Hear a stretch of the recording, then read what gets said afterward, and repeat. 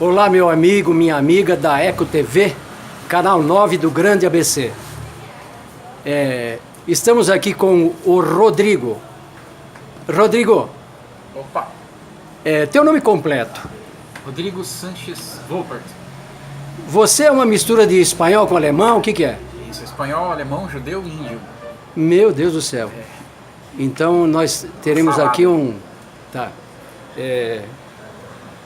uma gama muito grande de opinião. Vários países. Se depender da genética. Rodrigo, eu percebo que você já há muitos anos, eu te conheço, você é envolvido em política. Sim. Não política partidária, mas política na essência. Isso. Qual é a sua formação? Bom, a minha maior formação mesmo é no tempo de militância, né? Desde o ano 2000, se envolvendo aí com as atividades tanto no nível municipal quanto no nível estadual, em nível nacional, né? Participei de vários eventos, manifestações, já militei em partido político, saí, participei de campanhas, várias campanhas já. Minha maior formação, na verdade, é essa. Mas além disso, também eu estudei ciências sociais e fiz alguns outros cursos aí em algumas outras instituições, né? Mas não cursos superior, né? Cursos específicos de áreas da política, né? Específicos de administração pública, de orçamento, de gestão participativa, cooperativa, essas coisas todas, né? Curso em Sebrae, Escola Nacional de Administração Pública, Associação dos Diplomados da Escola Superior de Guerra, tem um monte de outros cursos aí na área de política, fora estudos universitários. Rodrigo, a gente tem visto que o Superior Tribunal Eleitoral tem colocado nas mídias, tanto escrita como falada, como televisada, através da internet, enfim, todos os meios de comunicação, o Superior Tribunal Eleitoral tem ressaltado a importância do cidadão, do eleitor, não somente votar, mas participar também da vida cidadã do país, que está sendo um fiscalizador de quem ele votou e também de quem não votou. O que você tem a dizer sobre isso? Isso é indispensável, né? Infelizmente não ocorre muito, está melhorando no decorrer dos anos aí, mas o avanço tem sido muito, muito lento, muito devagar ainda. A participação da sociedade na política, né? Política municipal, política nível estadual, nível federal, é garantido pela lei, é garantido pela Constituição e por várias outras leis, a participação da sociedade civil em todos os governos, né? Através de conselhos, através de audiências públicas, através da lei de acesso à informação, tem o Ministério Público, tem Tribunal de Contas, tem Controladoria Geral, tem uma série de instâncias, de organismos dentro do aparelho do Estado, onde o cidadão pode recorrer, né? Seja para buscar informação, seja para acompanhar o que o governo está fazendo, ou seja para denunciar, ou seja também para propor, ajudar na formulação de políticas públicas, né? Olha só, olha, a gente até interrompeu um pouco porque como a gente está fazendo ao vivo e a cores, então a gente esperou passar um sobrevivente dessa crise. Alguém que foi mandado embora da empresa, comprou um caminhãozinho e está vendendo produto de limpeza. Isso. Mas olha aí, ele não incomodou não, ele que consiga ganhar o pão dele. Bom, como você estava falando... Agora, por exemplo, aqui no município nós teremos a revisão do plano diretor. A revisão do plano diretor é obrigatória a realização de assembleias e audiências para a população participar da formulação do novo plano diretor da cidade. Isso é garantido por lei. Quanto mais gente comparecer na formulação desse plano diretor, maior os interesses da sociedade mais os interesses da sociedade vão estar representados ali nesse plano diretor. Se a sociedade não comparece, às vezes comparece um ou outro setor da sociedade, muito específico, empreiteiros, donos de imobiliária, gente que às vezes ganha com algum setor da economia específico, comparece, enquanto que a grande maioria da população não comparece. Depois não adianta ficar reclamando. Só que por um lado também tem uma certa parcela de culpa que é do próprio governo, né? O governo também tem que fazer a divulgação e a preparação desses eventos. A sociedade não acompanha a agenda do governo. E muitas vezes a própria agenda do governo é escondida, né? O governo não divulga a sua agenda, né? Isso acaba criando um problema muito sério. E aí você tem de um lado a sociedade descontente, criticando o governo, não acredita no governo que eles mesmos elegem. E do outro lado você tem o governo fazendo tudo à escondida, né? Não há uma ruptura entre governo e sociedade. E cria esse conflito que a gente tem hoje. Bom.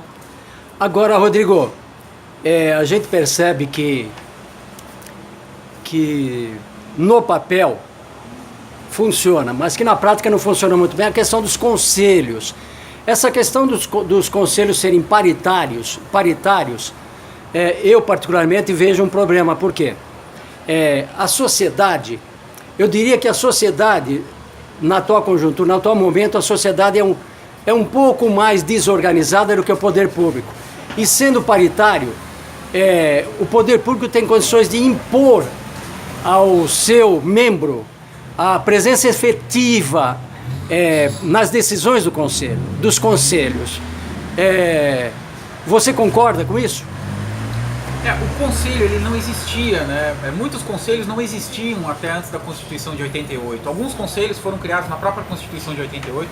Alguns conselhos são anteriores, já existiam nas constituições anteriores. Mas a grande maioria dos conselhos mesmo é extremamente recente ainda, né? Foi criado a partir de Estatuto das Cidades, leis específicas de Estatuto do Idoso, essas coisas todas. E a sociedade ainda não está acostumada com esse tipo de participação, né? Ir até um conselho, participar do acompanhamento das atividades do governo, das ações do governo, ou até mesmo ajudar na formulação de políticas públicas, né? O que acontece? A sociedade, então, ela não está preparada, ela não tem, do ponto de vista técnico, do ponto de vista legal, ela não tem o mínimo de conhecimento necessário para entrar nesses conselhos e ter uma participação efetiva, né? Existem, claro que não dá para generalizar, tem gente muito bem formada na sociedade.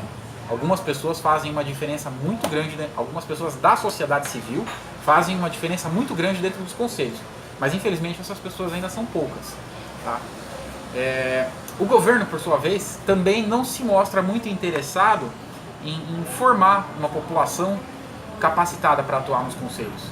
É raro, por exemplo, no município, onde as agendas dos conselhos municipais sejam amplamente divulgadas. É raro em um município que tenha algum tipo de preparação da sociedade para que ela possa participar de forma mais efetiva nos conselhos, né? Os conselhos eles foram criados para isso, para que a sociedade possa fiscalizar, acompanhar e elaborar junto com o governo. É uma forma de democracia direta, é uma forma de controle social da gestão pública. É para isso que o conselho foi criado, para que sociedade e governo sentem juntos e dialoguem sobre o que vai acontecer. Se o poder público não comparece nos conselhos, por exemplo, a sociedade fica falando para si mesma. Ela não consegue, por exemplo, tomar conhecimento, ela não consegue fazer exigências ou apresentar denúncias, por exemplo, já que o governo não está presente. Quando o governo está presente, ele tem que ir lá apresentar, prestar suas contas, entendeu? Dizer, olha, isso aqui dá, isso aqui não dá, entendeu? Então é necessário esse diálogo entre sociedade e poder público, né? Só que o poder público acaba quase sempre levando vantagem, né?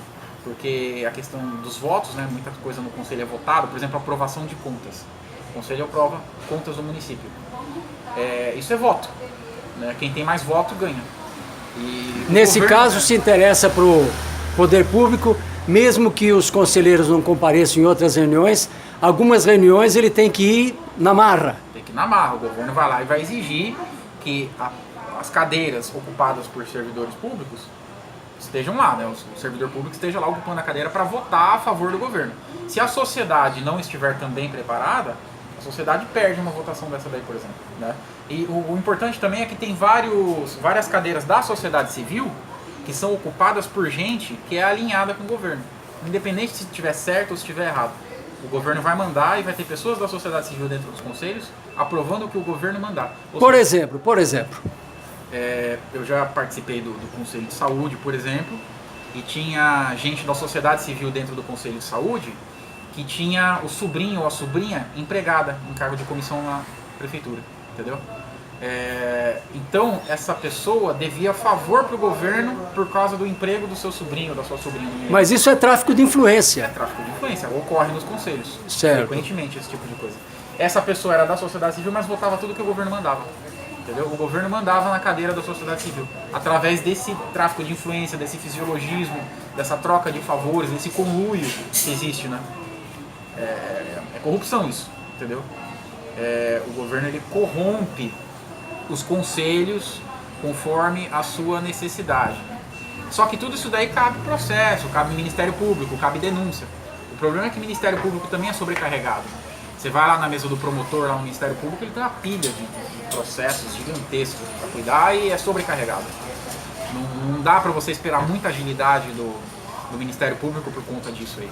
Agora você, como um estudioso no assunto, que eu sei muito bem, Rodrigo, você tem, mesmo à distância, você tem acompanhado um município do Brasil, que é São José, que fica em Santa Catarina. Isso. Conte-nos um pouco a respeito dessa participação popular que está ocorrendo nesse município. É interessante citar, tem alguns exemplos no Brasil, né? Tem o município de São José, tem o município de Ribeirão Bonito, onde tem uma associação chamada Amarribo, Associação de Amigos de Ribeirão Bonito. Ribeirão Bonito é Mato Grosso? Não, é aqui, não, acho que é interior aqui. Interior de São Paulo. O município lá em São José é o Observatório Social de São José, que é uma rede que tem de observatórios sociais que tem pelo Brasil inteiro. A Amarribo também, tem a rede Amarribo, né? Começou em Ribeirão Bonito e se espalhou pelo país inteiro. São associações da sociedade civil, o governo não faz parte, é só a sociedade civil atuando. As pessoas entram nessas associações, seja a rede Amarribo ou seja o Observatório Social, elas ali nessa associação elas recebem formação para atuar em conselho, você recebe informação para apurar denúncias, para acompanhar licitações, para verificar irregularidades do governo, para fazer uso da lei de acesso à informação, para acompanhar tudo, fiscalizar tudo que o governo faz, seja o poder legislativo, seja o executivo e o próprio judiciário. E ali eles sabem como apurar denúncias, como montar processos, como coletar provas. E essas associações pelo Brasil, elas têm conseguido uma ação muito efetiva. Eles têm, por exemplo, o Observatório Social de São José, por ano, tem economizado milhões e milhões de reais para os cofres públicos, obrigando gente que praticou corrupção a devolver dinheiro para os cofres públicos. Tudo isso daí, a sociedade civil organizada. Só gente da sociedade civil atuando de forma organizada, com conhecimento, com capacitação, tá? E para você entrar numa associação dessas aí, não paga nada. Né? Você não tem que pagar nada. Você entra lá e dispõe do seu tempo livre, dispõe da sua vontade de construir um país melhor, verificar o que está acontecendo de irregularidade, ajudar a combater a corrupção, né? E entra para o time, passa a fazer parte desse time e apurar o que está acontecendo. A ação, o resultado é certo, entendeu? O resultado é concreto. Você pode verificar, jogar o nome Amarribo ou Observatório Social, São José especificamente, que é um dos mais atuantes do Brasil, e você vai ver as notícias de quantos milhões de reais essas associações estão economizando para os cofres públicos por ano, além de incriminar diversos malfeitores, gente que está, funcionário público, gente que foi eleita, vereador, prefeito e tudo mais. É um grande exemplo de cidadania, de combatividade na sociedade brasileira. Você mesmo disse que não passa de duas dúzias de pessoas. São poucas pessoas. Poucas pessoas atuando Isso. Nesses, eu diria não nos conselhos, mas nessas associações que estão sendo criadas ainda no Brasil. São poucas pessoas e conseguem um resultado muito efetivo. Então, e agora, você acabou me dando um gancho. Porque se a gente for esperar também que a maioria tenha esse nível de consciência, é difícil. Haja visto o que está acontecendo ultimamente no Brasil com com o que os policiais estão fazendo. Os policiais estão se rebelando, né? Colocando em risco as suas carreiras, né? Inclusive quando as suas esposas tomam a frente dos quartéis, né? Estamos vendo agora o pessoal indo no Palácio do Governo em São Paulo, lá no Palácio dos Bandeirantes, policiais, familiares, Rio de Janeiro, e o mais grave ocorreu em Vitória do Espírito Santo. E o que nos chama a atenção é que em Vitória do Espírito Santo, famílias inteiras aproveitaram a falta de policiamento nas ruas para promoverem saques. E alguém pode falar, mas são pessoas necessitadas. Pessoas necessitadas poderiam saquear as quitandas, né? As quitandas, as feiras livres, né? Atrás de alimento. Mas a gente percebe que o saque é bens até que não são de primeira necessidade. E são essas pessoas, muitas vezes, que estão nas passeatas contra o governo. Qualquer tipo de governo. É um pouco difícil também lidar com essa questão, né, Rodrigo? Tem que tomar cuidado com a ideia de povo. Quando a gente pensa povo, a gente pensa um bloco homogêneo, uma coisa só. E na verdade o povo não é isso, né? Dentro do que a gente chama de povo, tem de tudo, entendeu? Se nós formos pensar, por exemplo, nas manifestações pelo impeachment que ocorreram aí no ano passado, tinha 2 milhões de pessoas, tinha 3 milhões de pessoas. O povo foi pra rua? Dá pra dizer que o povo foi pra rua porque tinha 3 milhões de pessoas? Se você pensar que o Brasil tem 200 milhões de habitantes, tinha 1%, pouco mais de 1% de pessoas na rua. 98% das pessoas não foram pra rua. Então o povo, na verdade, ficou em casa. O povo não foi pra rua. Quem foi pra rua foi 1%, 2% da população, né? Os saques lá no Espírito Santo. Quantos milhões de pessoas moram ali naquela capital, né? Em Vitória, naquelas cidades todas ali. Quantas milhões de pessoas moram ali? E quantas de fato estavam roubando? Algumas centenas de pessoas. Então o povo estava roubando? Não. Algumas centenas de pessoas estavam roubando. O povo, na verdade, não foi roubado, né? Porque se você imagina, se toda a população de uma cidade, ou metade da população da cidade que seja, saia para roubar, não vai sobrar um prédio inteiro, não vai sobrar uma pedra, um tijolo sobre o outro. Entendeu? Isso acontece independente de Brasil. Isso acontece no mundo inteiro. É que o povo brasileiro, como totalidade, assim, a grande maioria das pessoas, não são ladrão, não são pessoas que roubam, não são pessoas... são pacíficos, né, na verdade. Não, pacíficos com relação... permissivos, na verdade, não são pacíficos. O povo brasileiro não é pacífico, ele é permissivo. A grande maioria das pessoas, elas são permissivas. Elas veem as coisas acontecendo, elas sabem que está errado. Ela, particularmente, às vezes não vai roubar, entendeu? Mas ela também não faz nada, sabe? Se omite, é passiva, sabe? Esse é o problema. Não é pacífico porque na hora que tem alguma confusão pessoal com a pessoa quer resolver na agressividade. O povo brasileiro, eu diria que é um povo agressivo. Agressivo na sua particularidade, na sua vida pessoal é um povo agressivo. Mas quando se trata em questões coletivas, é permissivo, né, em relação às questões coletivas. E a construção da democracia é um processo lento também, não é? Lento, se você pensar que nossa Constituição é de 1988. O presidente eleito que a gente teve foi o Sarney, em 86, não é isso? O Sarney foi eleito o presidente e o Sarney entrou como vice.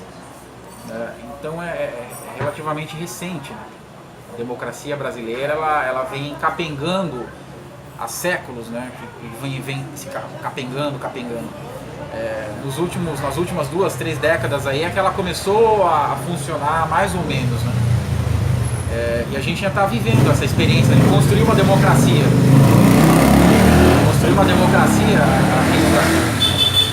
É tudo muito recente ainda. Só que assim, não vai acontecer sozinho, né?